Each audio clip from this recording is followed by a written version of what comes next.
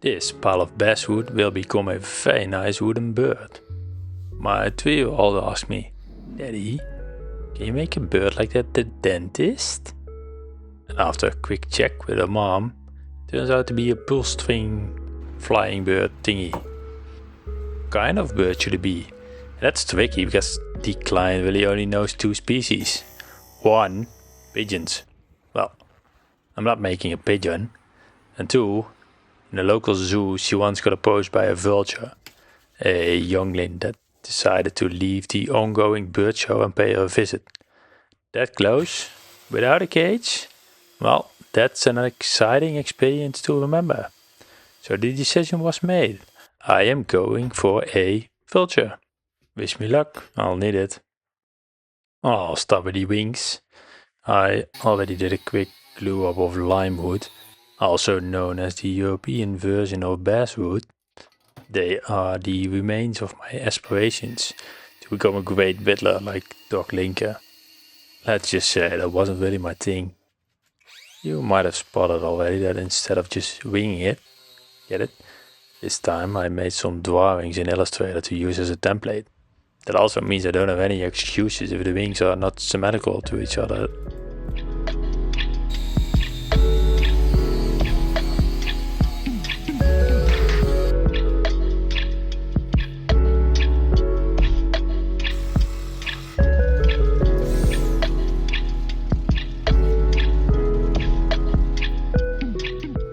Fun and games until I discover what I did the last time I was carving something. I really messed up my Kutzall flame burr.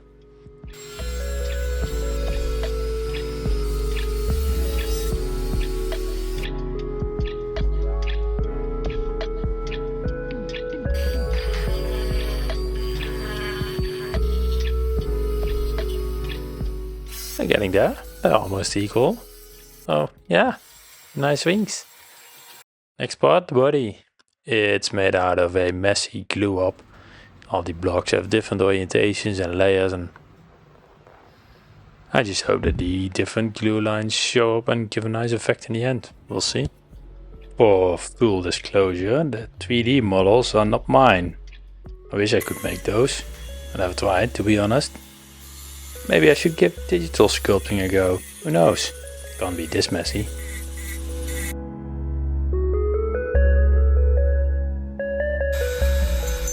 Yeah, that's correct. I did get a new flame burr.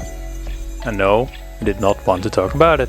I just wanted to mention that this really must be the worst wood to carve in with power tools. It really turns everything into a fuzzy cloud and you can't see anything.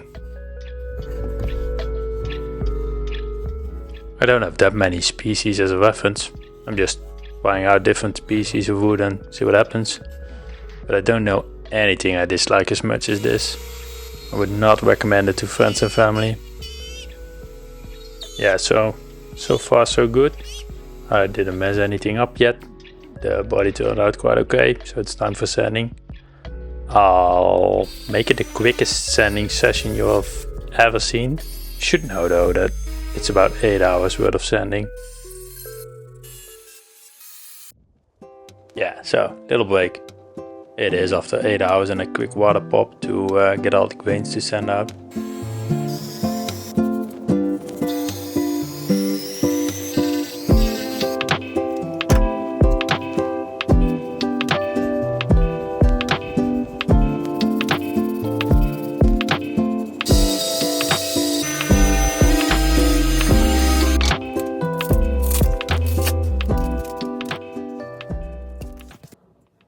Yeah, so here she is. Turning out quite nice. I'm happy with the direction this is going in. So on to the next part. I almost forgot about a stick.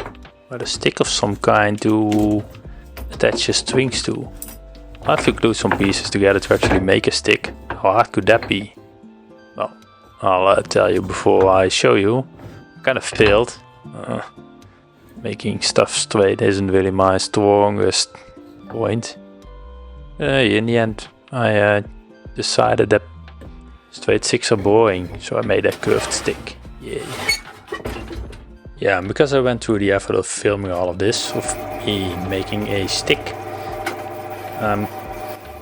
I found the video material quite boring. So I'll just shoot through it, and then in the end you'll see a stick. Stop the time and done. Here's a stick. Well, it's gonna be a curved stick, but for now it's a chunky stick. And I'll try the YouTube clap thing. Nah, too bad. It is kind of funny though how, well, maybe it's just me, but my brain was able to follow whatever was happening in the last really fast part. I'm gonna try it again. So hold on to your mental hats and let me know if it worked out for you. That's a beautiful mustache. Or is it a stick? Who knows? Next part, or next chapter, is the most scary part of this carving. I need something to connect the body to the wings and the wings to the stick. And I think that the wings need to be equal in weight, then the body twice the weight of the wings, or else the bird would be flying sideways. I don't know. But turns out I'm quite close. Just one wing that needs to lose 30 grams. And then there's the big question on how to assemble it and align it up properly so that it doesn't look very ugly. There's like 200 options, I just picked one. Let's have a look.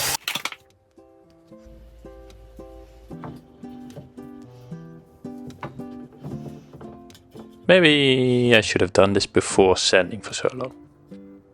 It's the moment when I realized I've messed it up. It's really bad.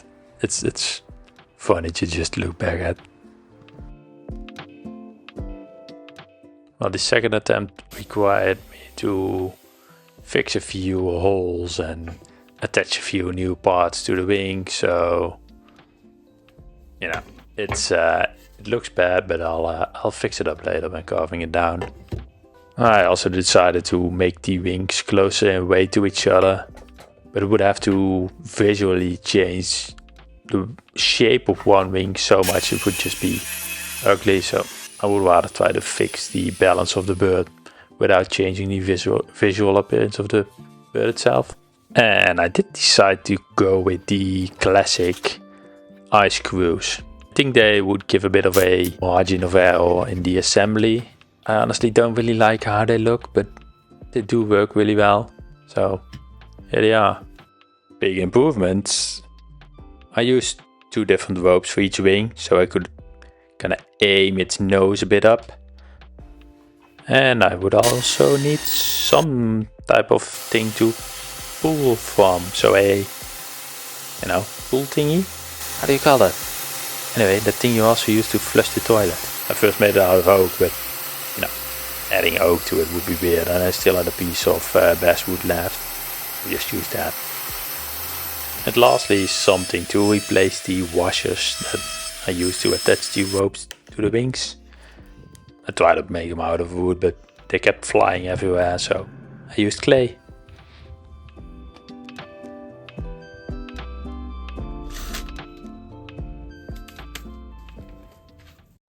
Perfect. Time for a new toy. This project is turning into a multi-new toy tool video. I'll have to admit I do have quite the addiction related to buying and browsing stuff like Facebook Marketplace for second-hand tools. And sometimes, yes, just sometimes, that will lead to strange purchases. This is a 1960s Scripta SR 3DX something pantograph. It's an analog copy-paste machine. It's half the size of my workspace and it weighs in at about 150 kilograms. It's like a CNC, except without the computer. And it's my first time ever turning it on. And at this point I decided to use my curved stick without doing a trial run. Stupid brain. I tried different cutters, I tried to align it to the pattern correctly, I made cuts way too deep, etc, etc. Until I managed to get one I kinda liked. I'll practice for next time, I promise. Now that the one I kinda liked was curved and at an angle, and I had a hard time figuring out why. It's not like this machine has a manual, so please forgive. This thing can copy on a scale.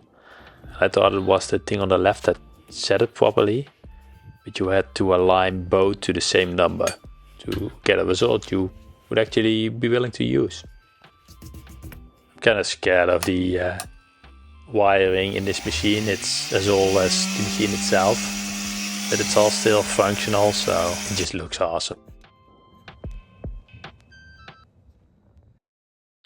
It's time for a bit of paint and finish. Best time to try stuff I've never done before.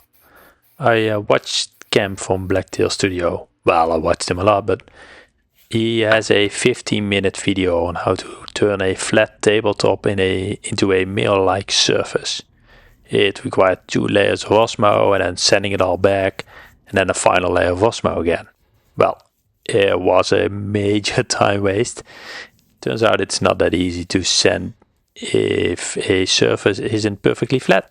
One day I'll make a perfectly shiny sculpture. Anyway, I spent a lot of time on this bird. I had lots of fun, learned a thing or two, and I really enjoyed making it. Hopefully you did enjoy watching this. If you want to continue seeing stuff like this, consider a like or subscribe, share it if you want to. And here's the final result.